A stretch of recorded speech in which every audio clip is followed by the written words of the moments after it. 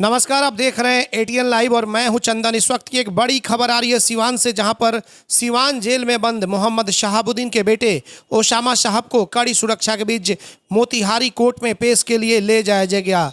तस्वीरों में साफ तौर पे आप देख भी सकते हैं कि किस तरीके से ओसामा साहब, जो पूर्व सांसद मोहम्मद शहाबुद्दीन के पुत्र हैं, उनको कड़ी सुरक्षा के बीच मोतिहारी कोर्ट में पेशी के लिए ले जाया जा रहा है। दरअसल आपको बता दें कि तकरीबन 3-4 माह पहले मोतिहारी में ओसामा साहब और उनके कुछ अन्य लोगों पर नामजद प्राथमिकी दर्ज हुई थी, जिसमें जो ओसामा साहब की बहन का ससुराल है और उनके जो ससुर हैं इफ्तिखार अहमद, उनके जो भाई हैं, उन लोगों ने आरोप लगाया था सीधे तौर पर कि ओसामा साहब अपने कुछ लोगों को लेकर के और यहाँ पे बाउंड्री तोड़े और उसके बाद से फायरिंग की भी करने की बात सामने आई थी और उसी मामले में नामजद प्राथमिकी मोतिहारी में दर्ज कराई गई थी, जिसके बाद से ओसामा साहब को राजस्थान के कोटा में गिरफ्तार किया गया था और जब सिवान लाया गया और उसके बाद से 14 दिन की न्यायिक हिरासत में सिवान के मंडल कारा में भेज दिया गया और फिर मोतिहारी पुलिस ने इन्हें कोर्ट में पेशी के लिए और यहाँ से कोर्ट के आदेश पर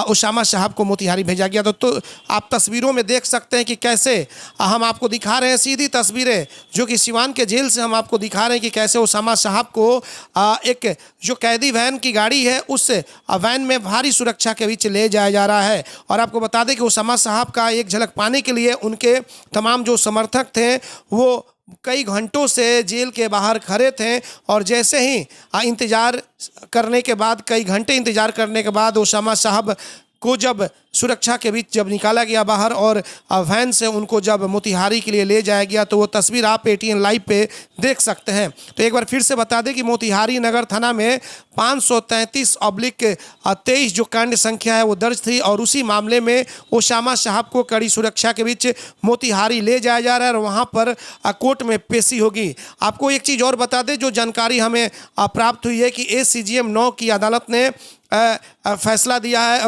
उसमें निर्देश दिया है और उसी निर्देश पे ओसामा साहब को भेजा जा रहा है। लेकिन इनके वकील जो हैं अरुण कुमार सिन्हा, उनका कहना है कि हमने सुरक्षा को लेकर के कोर्ट से गुहार लगाई थी कि ओसामा साहब को कड़ी सुरक्षा के बीच उन्हें मोतिहारी कोर्ट में पेशी के लिए भेजा जाए। कोर्ट ने बातों को हमारी माना और सुरक्षा देने का निर्देश दिया और उसके बाद से उसी सुरक्षा के तहत ही ओसामा साहब को मोतिहारी ले जाया जा रहा है। फिर ओसामा साहब उधर से पेशी के बाद सिवान जेल में आ सकते हैं। तो आइए सीधे ले चलते हैं और उनके अधिवक्ता की बातों को सुनते हैं। एटीएन लाइव के लिए चंदन कुमार सिवान के लिए क्या मामला था, क्या कुछ आपने जज साहब के सामने अर्जी जो दिए थे, क्या कुछ उसमें कहा गया था?